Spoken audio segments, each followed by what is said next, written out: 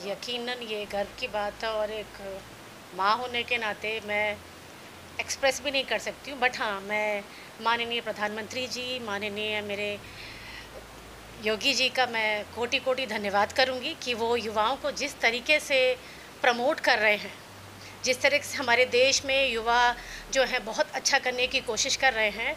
और शुभांग जो मेरे पुत्र हैं, शुरू से ही काफ़ी, मैं कहूँगी, ये एक होता है ना, एक्स्ट्रा ऑर्डिनरी बच्चा रहा है। एक एक्स्ट्रा ऑर्डिनरी टैलेंट इसके अंदर शुरू से ही था और मुझे पूर्ण विश्वास था ये बहुत अच्छा करेगा।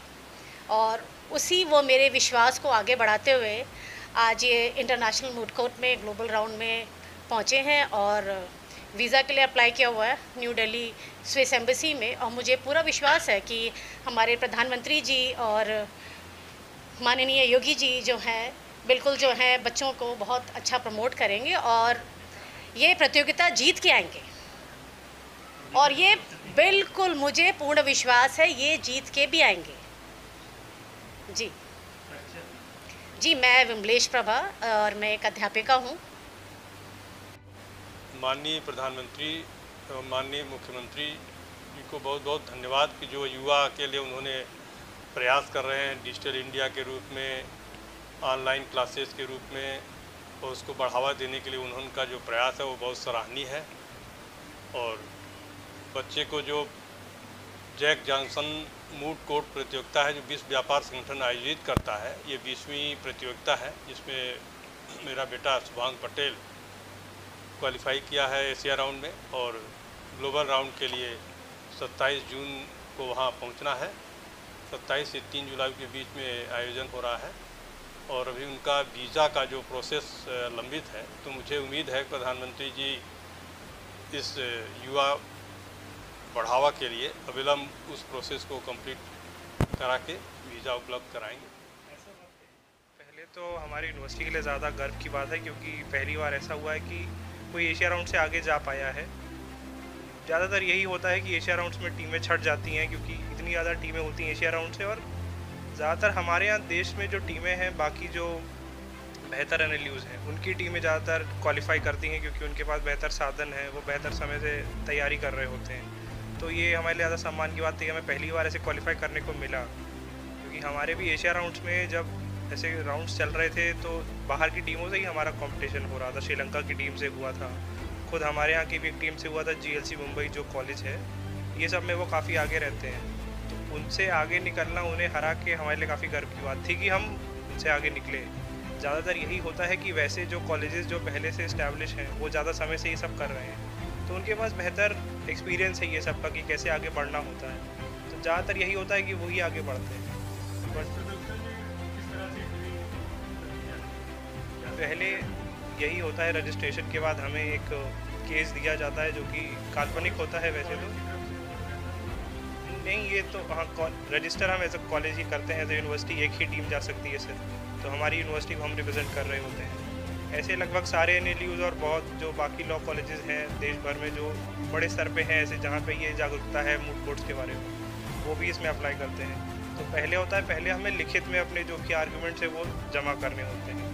बात होती है उसमें आपकी रिसर्च की, कि जो भी आपको दिक्कत दी गई है उसके बारे में आप कितनी बेहतर रिसर्च कर सकते हैं। पहले के जितने भी उसके ऊपर के प्रोसीडिंग होंगे आपके WTO में, जो ऐसी चीज़ें बात हुई होंगी, वो सब आपको पढ़ना होगा, उसमें मेंशन करना होगा, तो आपका रिसर्च देखा जाता है।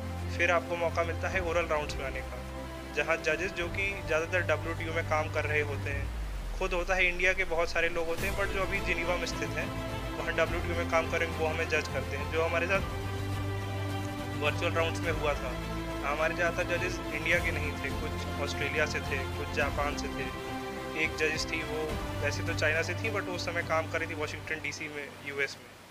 ऐसे जजेस के सामने हमें केस प्रेजेंट करना होता है, फिर अपनी मार्किंग स्कीम पे वो हमें मार्क्स देते हैं, उस हिसाब से तय होता है कि हम आगे जाएंगे या नहीं। किस कंटेंट पे इस पे ज़्यादा फोकस रहता है? इसमें आपका ज़्यादातर अभी इस जिसमें हमें मिला है पर्टिकुलरली ये ट्रांसनेशनल सब्सिडी पे है।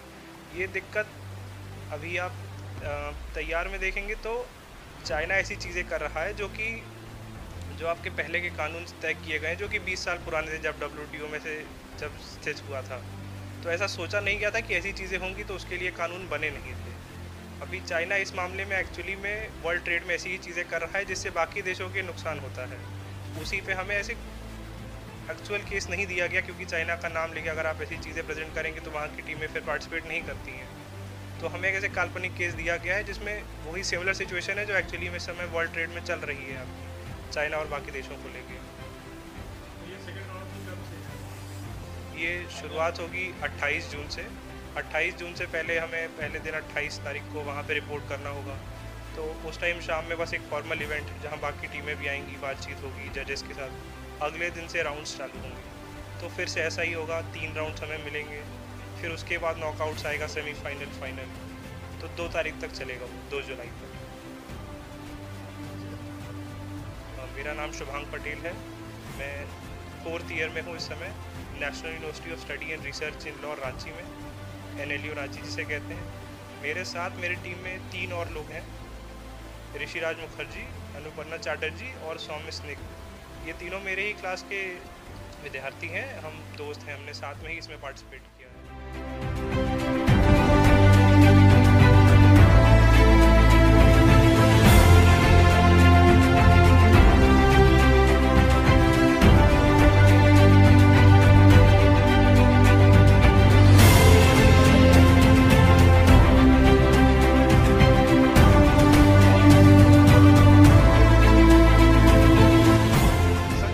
प्रयागराज में अगर बात की जाए तो PM मोदी जो है यहाँ पर युवाओं को काफ़ी बढ़ावा दे रहे हैं। अगर स्किल के क्षेत्र में बात की जाए तो बच्चे अपने टैलेंट को दिखाने का काम कर रहे हैं और कहीं ना कहीं जो केंद्र की मोदी सरकार है वो युवाओं को बढ़ावा भी दे रही है। प्रयागराज के हमारे युवा हैं शुभांग पटेल और ये जिनेवा में एक जो है WTO की तरफ से एक प्रतियोगिता का आयोजन किया जा रहा है जिसका नाम है John H Jackson moot court प्रतियोगिता है और ये फाइनल राउंड में वहाँ पर पहुँचेंगे। 28 जून से लेकर के 3 जुलाई तक इस प्रतियोगिता का आयोजन है। तो ऐसे में समझ सकते हैं कि किस तरह से जो सरकार वर्क कर रही है। तो युवाओं की तरफ से भी देखने को मिल रहा है, जो शुभांग पटेल हैं प्रयागराज के हैं, हमारे युवा हैं और इनके जो माता पिता हैं उनके अंदर एक खुशी की लहर देखने को मिली है। ये लोग भी PM मोदी को बहुत बहुत धन्यवाद दे रहे हैं। इनके बेटे का जो वीज़ा का जो प्रोसेस है वो भी लगा है और पेरेंट्स को ये यकीन है कि इनका वीज़ा भी क्लियर हो जाएगा। तो ऐसे में इनका बेटा जब वहाँ पे जाके प्रतियोगिता में शामिल होगा तो कहीं ना कहीं देश का एक नाम होगा।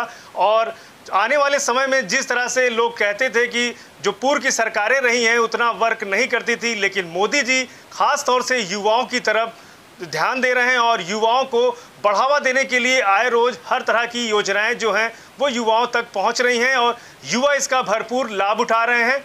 तो ऐसे में शुभांग जी जब वहां जिनेवा पहुंचेंगे और उस प्रतियोगिता के राउंड में पहुंचकर और जब उस प्रतियोगिता को जीतेंगे तो कहीं ना कहीं देश का भी एक गौरव बढ़ाने का कार्य करेंगे।